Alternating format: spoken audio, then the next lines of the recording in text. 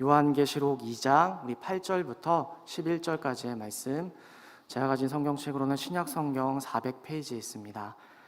다 찾으신 줄 알고 제가 먼저 한 절, 우리 성도님들 한 절 우리 함께 교독하여 읽고 마지막 절은 우리 함께 합독하여 읽겠습니다. 서머나 교회 사자에게 편지하라. 처음이요 마지막이요 죽었다가 살아나신 이가 이르시되 내가 네 환난과 궁핍을 알거니와 실상은 네가 부요한 자니라. 자칭 유대인이라 하는 자들의 비방도 알거니와 실상은 유대인이 아니요 사탄에 해당이라. 너는 장차 받을 고난을 두려워하지 말라. 볼지어다 마귀가 장차 너희 가운데에서 몇 사람을 오게 던져 시험을 받게 하리니 너희가 10일 동안 환난을 받으리라. 네가 죽도록 충성하라. 그리하면 내가 생명의 관을 내게 주리라. 귀 있는 자는 성령이 교회들에게 하시는 말씀을 들을지어다. 이기는 자는 둘째 사망의 해를 받지 아니하리라. 아멘. 할렐루야. 아멘. 우리 오늘도 우리 말씀을 사모하시어 이 수요 예배 자리로 나오신 우리 열방의 성도님들을 주님의 이름으로 축복하고 환영합니다. 오늘은 CCTV라는 이제 말씀의 제목으로 우리 성도님들과 말씀의 은혜를 나누려고 합니다. 우리 앞뒤 옆에 계신 우리 성도님들과 이렇게 인사하면 좋겠습니다. 잘 오셨습니다. 제가 성도님의 동역자입니다.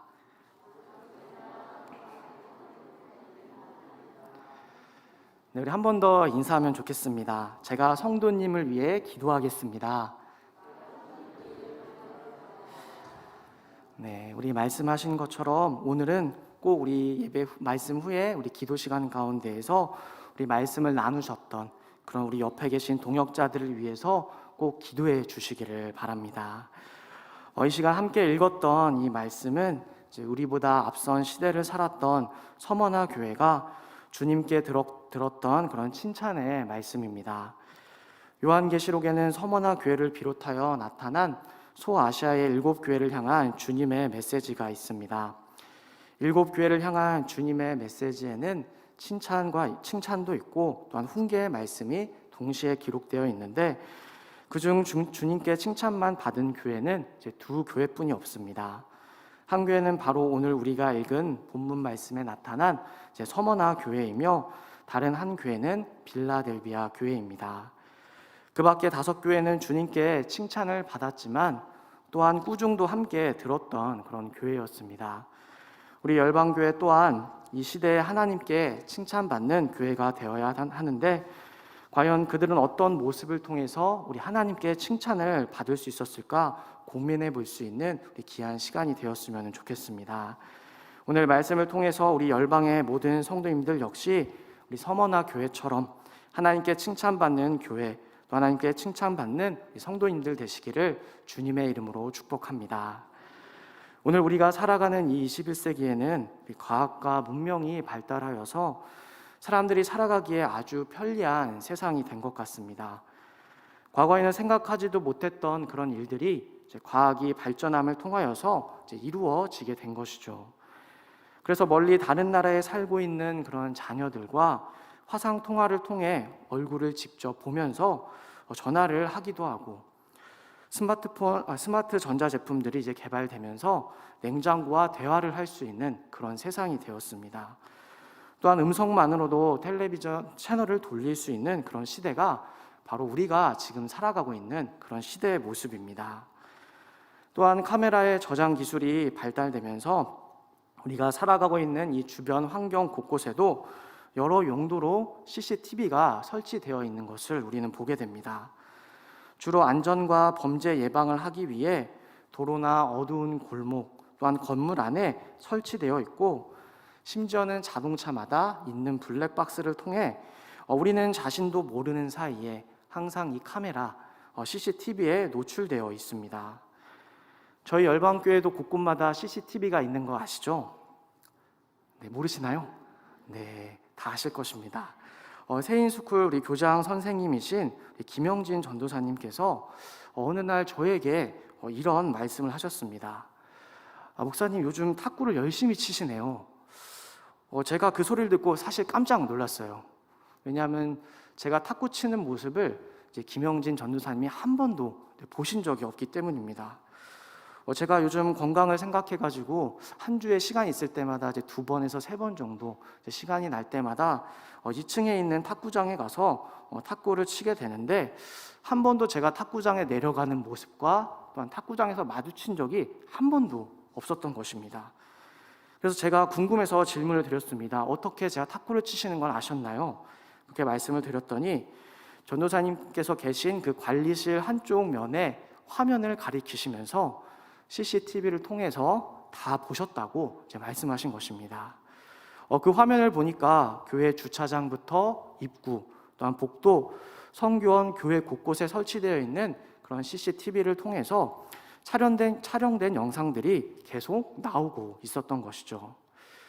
그래서 CCTV를 살펴보면 이제 우리가 하루 동안 이동한 그런 경로를 알 수 있게 되고, 또한 그것들이 모여서 자료가 되면 한 사람의 생활 방식, 또한 습관, 그 사람의 이동 경로까지도 알 수 있다고 합니다. CCTV는 우리가 좋든 싫든 바로 우리 주변에 항상 존재하고 있으며 24시간 우리를 지켜보고 있다는 것입니다. 그런데 이 CCTV처럼 우리를 항상 지켜보고 계시는 분이 있습니다. 누굴까요? 네, 우리 성도님들께서 고백하신 것처럼 바로 우리 하나님께서 이 CCTV보다도, 아니 비교할 수 없을 만큼 한순간도 눈을 떼지 않는 채 당신의 자녀들인 바로 우리들을 지켜보고 계신다는 것입니다. 물론 하나님께서는 우리를 사랑하는 그 마음으로 바라보시면서 위로하여 주시고 지켜주시며 인도하여 주십니다.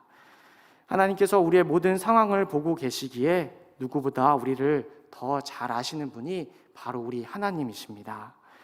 이 세상을 창조하시고 나를 구원하신 하나님께서 나를 잘 아신다는 것, 그것이 바로 하나님의 자녀인 우리에게 큰 위로가 됩니다.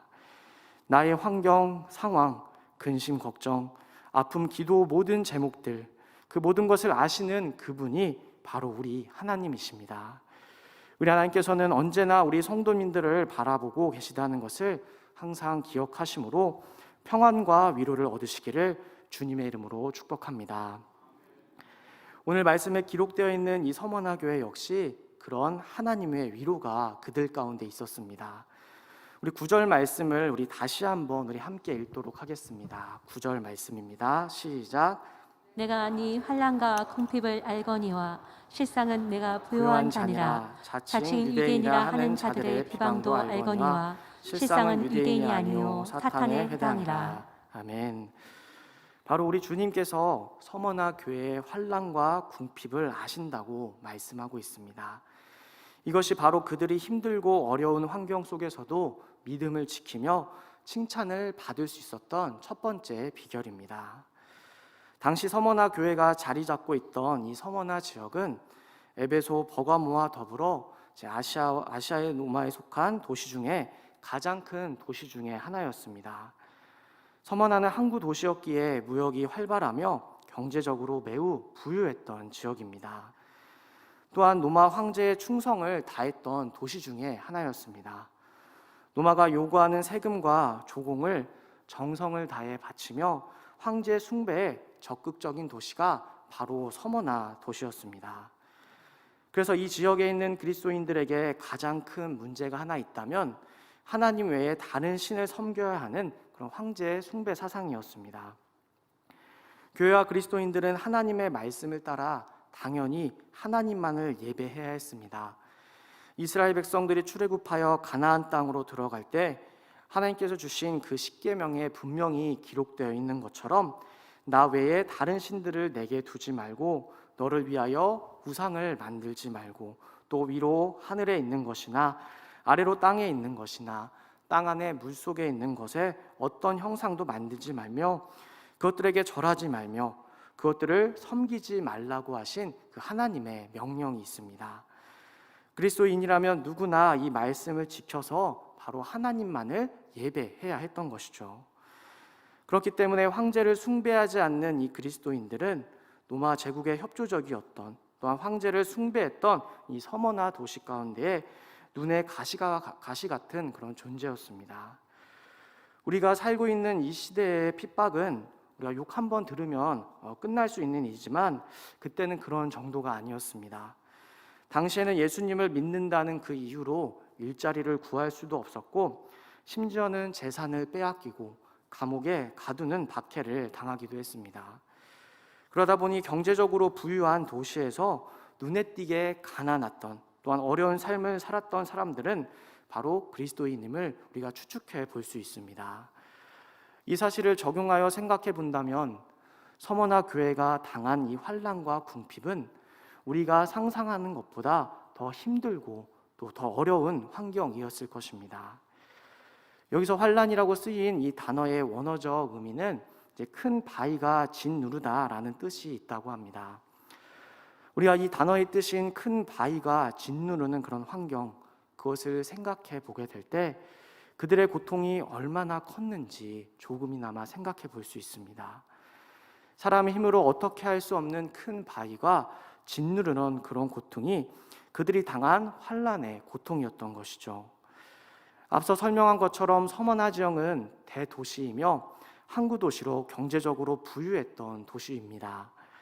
대부분의 사람들이 넉넉하고 부유하게 사는 그런 상황이었던 것이죠. 그런데 그런 그들과 비교하여 예수님을 믿는다는 그 이유 하나만으로 일자리를 얻지 못하고 재산을 몰수당한다면 어떻겠습니까? 그들이 느끼는 상대적인 박탈감과 환경적인 어려움은 바위가 짓누른 듯한 그런 고통이었던 것입니다. 예수님만 버리면, 믿음만 버리게 되면 바위로 짓누른 듯한 그런 고통 속에서 벗어날 수 있는데, 서머나 교회는 말씀에 기록된 것처럼 끝까지 믿음을 지켜냈습니다. 과연 우리라면 그런 상황 속에서 믿음을 지킬 수 있을까요? 지금도 교회를 싫어하는 세력들이 많이 있어서 인터넷에서 교회를 욕하고 있지만 아직까지 우리 사회에서는 눈에 띄는 핍박과 박해는 없습니다. 그러나 만일 차별금지법이 통과되고 교회를 싫어하는 이 세력들이 더욱더 강해져서 실제적으로 우리 삶에 예수님을 믿는 그 이유 하나만으로 불이익이 찾아오게 된다면 끝까지 믿음을 지킬 수 있는 그리스도인들이 몇 명이나 될까요? 종교란에 기독교인이라는 이유로 아이들은 학교에서 왕따를 당하고 어른들은 취직이 안 된다면 교회를 지키는 성도들의 수가 크게 줄 것 같습니다. 그러나 서머나 교회 성도들은 그런 극심한 환난과 궁핍 속에서도 믿음과 신앙을 지켜내었습니다. 왜냐하면 그들의 환난과 궁핍을 아시는 주님께 위로를 얻었기 때문입니다. 그들은 우리와 다른 특별한 사람들이 아니었습니다. 단지 위로해 주시는 하나님, 격려해 주시는 그 예수님을 만난 것입니다. 그리스도인들이 어떠한 환경 속에서도 믿음을 지킬 수 있는 것은 주님께서 우리의 상황과 환경을 아시고 격려해 주시며 위로해 주시는 은혜가 있기 때문입니다.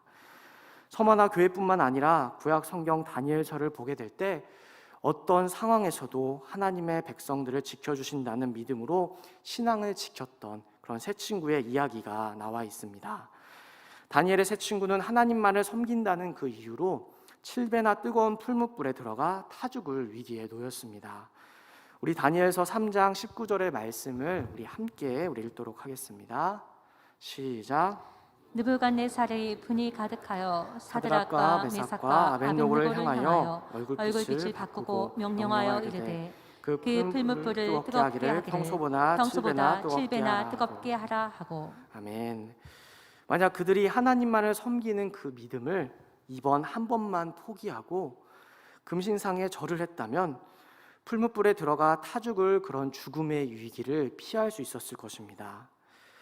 예전에도 절한 적이 없고 또 앞으로도 안 하면 되니까 이번 한 번만, 딱 이번 한 번만 눈을 감고 절하여 위기를 잘 넘긴 다음에 하나님을 잘 섬기자라는 그런 합리적인 생각을 그들이 할 수도 있었습니다. 그런데 그들은 믿음의 길에 있어 절대 타협하지 않았습니다. 왜냐하면 자신들의 상황을 지켜보셔서 아시는 그런 하나님께서 어떤 방법으로도 구원해 주실 것을, 아니 구원해 주시지 않더라도 자신들의 인생을 가장 선한 길로 인도하여 주시는 그 하나님을 그들이 믿었기 때문입니다.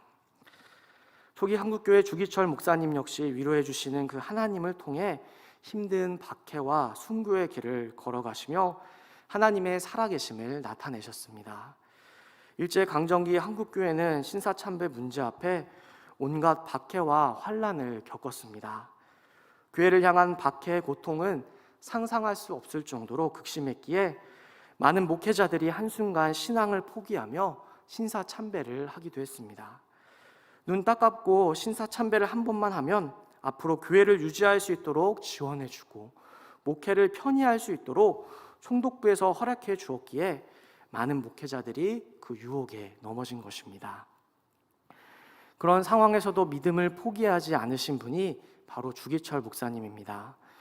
목사님께서도 한 번의 신사참배로 편한 길을 걸으며 목회를 할 수 있었겠지만 자신의 모든 상황과 환경을 아시는 그 하나님 앞에 한 번이라도, 단 한 번이라도 우상 숭배를 할 수 없었습니다. 결국 목사님께서는 믿음을 지키기 위하여 순교를 당하셨지만 모든 상황을 아시는 주님께서 목사님과 그 가족들을 위로해 주시고 그 순교의 피로 인하여 한국 교회가 진리와 신앙을 지키는 일에 목숨도 아까워하지 않는 교회와 성도들로 하나님의 살아계심을 증거하는 일에 쓰임받게 되었습니다. 지금의 한국 교회는 어떤 상황 속에서도 믿음을 지켰던 그런 앞선 신앙의 선배들의 순교의 피로 세워져 있습니다. 우리 성도님들의 삶은 어떠십니까? 믿음으로 살아가기에 어렵고 힘들지는 않으십니까? 때로는 교회 일로 시험에 들기도 하고 믿음을 지키기 위하여 세상적으로 당연히 누려야 될 그런 여러 가지 나의 권리들을 포기하면서 믿음의 시험이 찾아오기도 합니다. 그럴 때마다 기억해야 될 것은 우리 아버지 되신 하나님께서 지금도 CCTV처럼 쉬지 않고 우리를 지켜보시어 믿음을 지키기 위하여 힘들게 살아가고 있는 우리의 삶을 다 아신다는 것입니다. 하나님께서는 믿음으로 살아가려는 자신의 백성들의 삶을 다 보시고 아시기에 도울 만한 사람을 보내주시고 문제를 이겨낼 수 있는 힘을 주셔서 믿음의 걸음을 끝까지 걸어가게 하십니다. 우리 열방교회 모든 성도님들께서 항상 우리를 지켜보시는 하나님, 우리의 환난과 고난을 아시고 위로해 주시는 하나님을 통하여 믿음의 그 걸음을 끝까지 걸어가시며 칭찬받는 우리 모든 성도님들 되시기를 주님의 이름으로 축복합니다. 다음으로 서머나교회 성도들이 칭찬받는 그 믿음으로 살아갈 수 있었던 것은 그들의 신앙을 인정해 주시는 그 주님을 만났기 때문입니다. 우리 다시 한번 9절 말씀 우리 한번 살펴보게 될 때 내 환난과 궁핍을 알거니와 실상은 네가 부요한 자라고 주님께서 인정해 주시는 것을 보게 됩니다. 사회적으로 그들의 삶은 서머나 지역에서 가장 궁핍하고 실패한 사람처럼 보였지만 하나님의 눈으로 바라보게 될 때 그들은 가장 부요한 인생을 살았던 것입니다. 그들을 향한 주님의 인정은 큰 감동과 위로가 되었습니다. 서머나 교회를 향해 주신 그 인정해 주신 그 말씀은 상대적으로 요한계시록 3장 17절에 나와 있는 라오디게아 교회와 대조를 이루게 됩니다. 우리 요한계시록 3장 17절 말씀 우리 함께 읽겠습니다. 시작. 내가 말하기를 나는 부자라 부유하여 부족한 것이 없다 하나 내 곤고한 것과 가련한 것과 가난한 것과 눈먼 것과 벌거벗은 것을 알지 못하는도다. 아멘.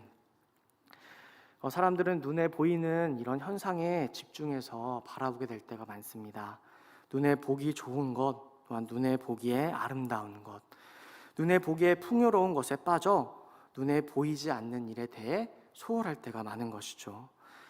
지금 우리가 사는 세상 얼마나 눈에 보이는 것에 집중하며 그것이 꼭 성공의 기준인 것처럼 또한 행복의 기준인 것처럼 말하고 있나요?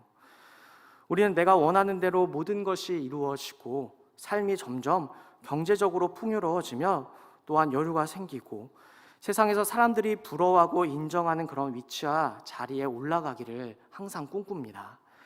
그것 또한 하나님께서 주신 복이라 믿으며 그것을 원하는 것이죠.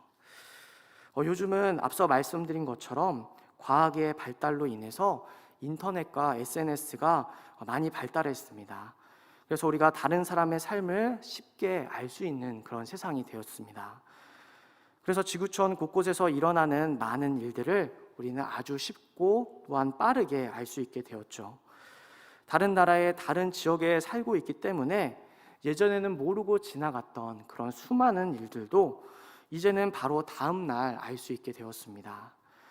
그래서 우리가 사는 세상은 많은 정보와 지식을 빨리 알 수 있고 또한 다른 사람들과 소통하며 소식을 쉽게 전할 수 있는 장점이 있습니다. 예전에는 소식을 잘 모르고 지냈던 그런 사람도 카톡이나 밴드, SNS를 통해서 쉽게 소식을 알고 연락할 수 있게 된 것이죠. 그런데 안타까운 것은 SNS를 통해서 다른 사람들의 소식을 우리가 쉽게 알 수 있다 보니 상대적인 박탈감도 더 커졌다는 것입니다. SNS에 올라온 사람들의 삶의 모습, 그 소식을 보면서 우리는 부러워하기도 하고 그렇게 살지 못하는 자신의 처지에 대해 박탈감을 느끼며 우울해하는 것입니다. 그렇지 않습니까? 네, 저만 그런가요? 네, SNS에 올라오는 그런 대부분의 이제 사진과 소식들을 보게 되면은 멋진 곳에 가서 여행한 그런 사진들을 찍어서 올리기도 하고 아주 유명한 음식점에 가서 먹은 그런 멋있는 사진을 또 올리고 좋고 비싼 물건들을 사고 그것을 자랑하는 그런 사진들을 이제 많이 올리게 됩니다. 그 모습을 볼 때 어떤가요? 우리는 당연히 그 눈에 보이는 그들의 삶과 자신의 삶을 비교할 수밖에 없습니다. 어느 누가 이 세상에서 성공을 싫어하고 경제적인 풍요와 삶의 여유를 원하지 않을까요? 경제적인 풍요와 여유의 삶이 나쁘다고 말씀드리는 것은 아닙니다. 단지 우리가 겉으로 보이는 풍요로움과 세상에서 말하는 그 성공과 행복을 바라보며 살아가다 주님 앞에 우리가 진정 걸어가야 할 그 믿음의 걸음에 소홀하게 된다면 우리의 육의 삶은 분명 풍요로워졌지만 영적으로는 지극히 가난한 상태가 되어서 내 공고한 것과 가련한 것과 가난한 것과 눈먼 것과 벌거벗은 것을 알지 못한다면 분명 우리는 주님 앞에 서게 될 때에 바로 책망을 들을 수밖에 없습니다. 우리는 눈에 보이는 세상과 사람들의 소리에 집중하는 것이 아니라 보이지 않는 하나님과 하나님의 말씀에 집중해야 합니다. 우리는 세상을 살아가고 있기에 우리의 시선과 그 귀가 세상을 향할 때가 많습니다. 눈에 보기에 좋고 화려한 세상을 보니 세상에서 인정받고 성공하고 싶다는 생각이 우리의 마음에 채워지기도 합니다. 보이지 않는 하나님이 어디 있냐며 도전하고 있는 그런 세상 앞에서 우리의 시선이 화려한 세상으로 향하게 되기도 하죠. 또한 많은 사람들의 소리를 듣다 보니 나 혼자 과거 고대 시대에 살았던 그런 뒤떨어지는 생각을 갖고 있다는 생각 또한 하게 됩니다. 지금이 어떤 시대인데 아직도 이런 생각을 하고 있는지 과학과 문명이 발달한 이 21세기 가운데에서 2000년 전에 쓰여진 낡은 사고방식인 성경 말씀대로 살아간다고 많은 사람들이 비난을 하기도 합니다. 많은 사람들이 같은 말을 하는데 나만 하나님의 말씀인 성경으로 다른 말을 하니 이상한 사람 취급받기도 하죠. 그래서 어쩌면 그들과 어울려 살아가기 위해 사람들의 소리를 따라 살아가는 것이 우리의 삶 같습니다. 우리 눈에 보이는 세상과 너무나 잘 들리는 사람들의 소리는 우리로 하여금 보이지 않는 하나님과 하나님의 말씀을 떠나 살아가게 만드는 것이죠. 그런데 주님께 인정받았던 이 서머나 교회는 눈에 보이는 세상과 사람들의 소리를 듣지 않았습니다. 그들은 오직 하나님만 바라보고 하나님의 말씀을 들었기 때문에 칭찬을 받을 수 있었습니다. 그들은 주님의 말씀을 따라 오직 세상 가운데에서 사람의 소리를 듣는 것이 아닌 그 세상을 경계하며 보이지 않는 하나님과 하나님의 말씀에 집중하여 바로 주님께 인정받을 수 있었습니다. 주님께서는 자신을 처음이요 마지막이요 죽었다가 살아나신 이라고 소개하여 줍니다. 여기에는 두 가지 의미가 있습니다. 첫 번째는 역사를 주관하시는 분이 바로 우리 하나님이시라는 것과 두 번째는 사망 권세를 이기신 우리 하나님의 능력을 강조해 주는 것입니다. 하나님은 극심한 고통 중에 있던 서머나 교회 성도들을 향하여 이런 메시지를 통해 힘을 주고자 하셨습니다. 나는 역사를 주관하는 자다. 생명을 주관하고 사망의 권세를 깨뜨린 자다. 죽음으로 끝나지 않고 부활한 하나님이다. 그러니 육신의 환난과 궁핍, 죽음을 두려워 말고 나를 바라보며 힘을 얻어 승리하라. 주님께서는 서머나 교회를 향한 이 위로의 말씀을 하시면서 그들에게 두 가지 명령을 말씀하십니다. 우리 계시록 2장 우리 10절 말씀 우리 다시 한번 우리 또 함께 읽겠습니다. 시작. 너는 장차 받을 고난을 두려워하지 말라. 볼지어다 마귀가 장차 너희 가운데서 몇 사람을 오게 던져 시험을 받게 하리니 너희가 10일 동안 환난을 받으리라. 내가 죽도록 충성하라. 그리하면 내가 생명의 관을 네게 주리라. 아멘. 이 말씀에서 서머나 교회를 향한 첫 번째 명령, 바로 고난을 두려워하지 말라는 것이고, 두 번째 명령은 네가 죽도록 충성하라는 것입니다. 주님은 이 두 가지 명령을 주시면서 그 명령을 잘 지키면 생명의 관을 주시겠다고 말씀하십니다. 이것이 바로 본문의 핵심입니다. 생명의 관은 영생을 가리키게 되는데, 바로 고난을 두려워하지 않고 죽도록 충성하는 자들에게 영생을 주시겠다는 것입니다. 그러면서 2장 11절 말씀에서 귀 있는 자는 성령이 교회들에게 하시는 말씀을 들을지어다. 이기는 자는 둘째 사망의 해를 받지 아니한다고 말씀하십니다. 우리가 하나님의 백성으로 이 땅 가운데 받는 이 고난을 두려워하지 않을 수 있는 것은 잠깐의 고통 후에 영원한 생명이 있기 때문입니다. 이 땅에서 당하는 그 고난은 영원한 것이 아닙니다. 서머나 교회가 당한 그 환난과 핍박 역시 견디기 힘든 그런 고통이었지만 그 또한 지나가는 것이었습니다.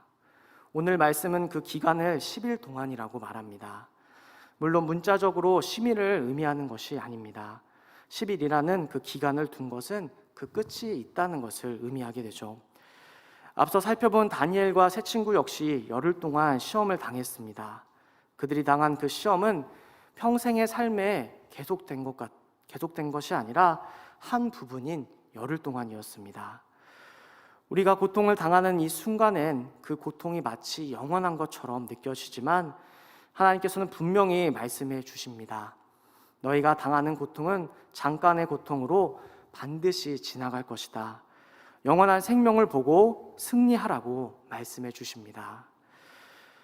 사실 우리가 예수님을 믿게 될 때 우리 삶에 있는 무겁고 힘든 짐들, 내가 어떻게 할 수 없는 그런 문제들과 상황들이 기적처럼 바로 사라지면 얼마나 좋을까요?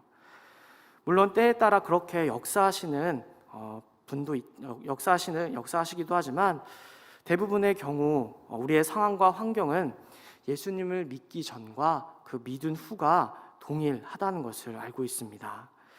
그렇다면 무엇이 달라지게 되나요? 그것은 우리의 상황과 환경을 바라보는 우리의 태도와 시선입니다.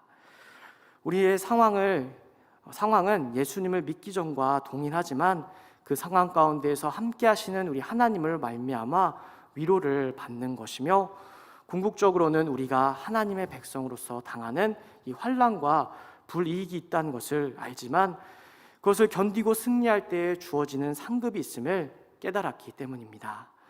이제 우리의 시선은 현재의 고통, 눈에 보이는 상황에 있는 것이 아닌 우리의 소망인 영생을 바라보는 것입니다.